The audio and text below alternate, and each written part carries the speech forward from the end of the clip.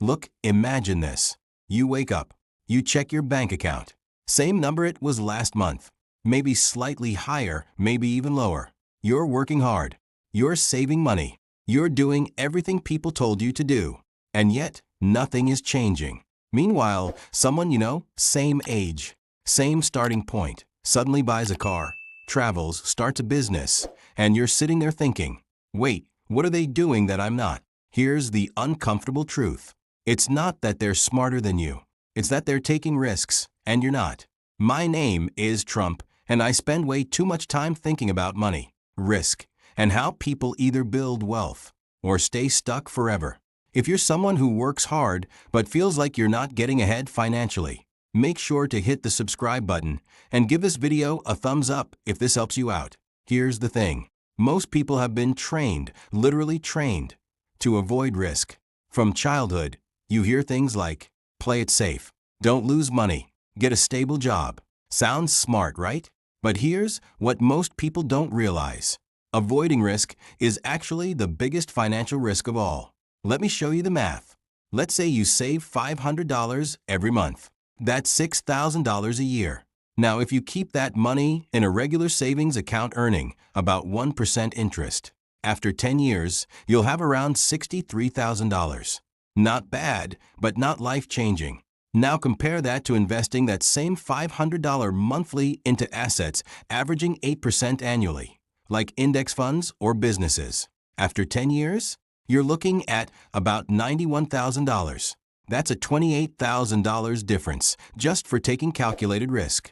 Now, extend that to 20 years. Savings, about $146,000. Investing, about $295,000. That's more than double. This is where it gets really interesting. The gap isn't just numbers. It's life outcomes. Look, people don't avoid risk because they're stupid. They avoid risk because of something called loss aversion. It's a psychological bias where losing $100 feels more painful than gaining $100 feels good. So your brain says, don't invest. Don't start that business. Don't try. Because it wants to protect you. But here's the problem. Your brain is designed for survival, not wealth. Back in the day, avoiding risk kept you alive. Today, avoiding risk keeps you broke. Now, you might be thinking, okay, but what if I lose money? Great question. Because here's the truth nobody tells you. There are two types of risk. 1. Dumb risk, gambling, hype investments, emotional decisions. 2. Smart risk, calculated, researched, long-term plays. We're not talking about throwing money away. We're talking about strategic moves. Think about it like this. If you never go to the gym because you're afraid of injury, you don't stay safe. You get weak.